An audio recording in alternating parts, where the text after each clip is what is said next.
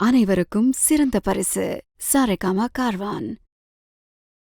என்னடி இன்னும் அங்கதான் இருக்கீங்க போல? மலர், சொல்லுங்க மலர். நீங்களா?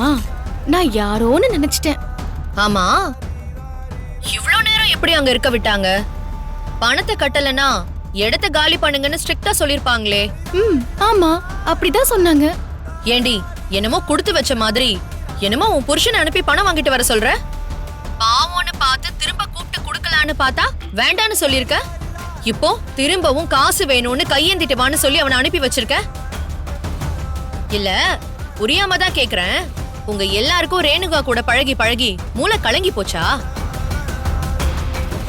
ஏய், அழுதுட்டு இருக்கியா? பேசாம வியாதி முத்துறதுக்குள்ள நீயும் அவனும் அங்கே ட்ரீட்மெண்ட்டுக்கு சேர்ந்துருங்க. அச்சோ, ட்ரீட்மெண்ட் பண்ணணும்னா பணம் வேணும்ல?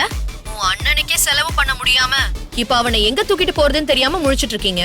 இதுல உங்க ட்ரீட்மெண்ட்டுக்கு வேற பணத்துக்கு நீங்க எங்க போவீங்க? கூட பிறந்த பாவத்துக்கு விஜய்க்கும் அவனை கட்டிக்கிட்ட பாவத்துக்காக உனக்கும் வேணா நான் செலவு பண்ண ரெடியா இருக்கேன். ஐயோ, உங்க பெரிய மனசு யாருக்காச்சும் வருமா? உங்க நல்ல மனசுக்கு நீங்க ரொம்ப நல்லா இருப்பீங்க. என்னடி பேச்சுல ஒரு திமிர்த்தனம் தெரியுது? அங்க உன் அண்ணன் இருக்கானா இல்ல போய் சேர்ந்துட்டானா? நீங்கலாம் இன்னும் இருக்கிறப்போ அவருக்கு என்ன ஆக போகுது? என்னடி வேற எங்கேயாவது காசு கேட்டு பணத்தை கொண்டு வந்துட்டானா என்ன உன் புருஷன்? அடச்சி, வாய மூடு. ஏமாத்தி பொழைக்கிற நீயே இவ்ளோ பேசும்போது உழைச்சு பொழைக்கிற நாங்க ஏன் பேசக்கூடாது? அயோக்கியத்தனம் பண்ற நீயே நல்லா இருக்க, நல்லவங்க நாங்க. கடவுள் கை விட்டுருவாரா?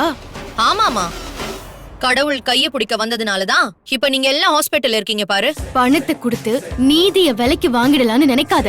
ஆட்டத்துல நீ ஜெயிக்கிற மாதிரி தான் தெரியும், ஆனா கடைசியில ஜெயிக்கிறவங்களுக்கு தான் கோப்ப கிடைக்கும். ஜெயிக்க போறது நாங்க தான். இருந்தாலும் உன் மன தைரியத்தை பாராட்டியே ஆகணும் மல்லி. ஒரு சின்ன ஹாஸ்பிட்டல் செலவே பண்றதுக்கு துப்பு இல்லாம ஒவ்வொருத்தர் கால்லையும் விழுந்து கிடக்குறீங்களே. இந்த சிச்சுவேஷன்லயும் பேச்சுல மட்டும் திமிர்த்தனத்துல குறைச்சலே இல்ல பாரு. ராஜேஸ்வரி, காத்து எப்பவும் ஒரே பக்கம் அடிக்காது. இவ்ளோ நாள் உன் பக்கம் காத்தடிச்சது, ஓவரா ஆட்டம் போட்ட. ஆனா இப்போ காத்து திசை மாறிடுச்சு.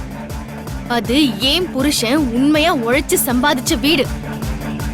உன்ன மாதிரி அடுத்தவங்க வயித்துல அடிச்சு சம்பாதிக்கல. அதனால அது கண்டிப்பா எங்க கையில வந்து சேரும். அப்படியா? அப்படியே உட்காந்து பாத்துக்கிட்டே இரு. கடவுள் மேல இருந்து டமால்னு வந்து உன் தலையில போட போறாரு. யார் தலையில கடவுள் போட்டு அடக்கி வைக்கிறாருன்னு பாக்கதானே போறோம். பாக்கலாம் பாக்கலாம். இப்போ உன் அண்ணன் இருக்கானா இல்லையான்னு போய் பாரு போ.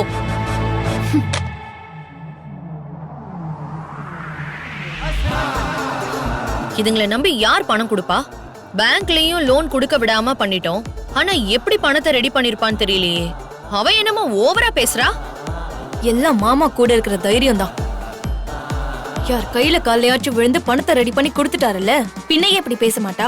அதுவும் சரிதான், அந்த தைரியம் தான். ஆனா அத யார்கிட்ட காட்டணும்னு அவளுக்கு தெரியல பாரு.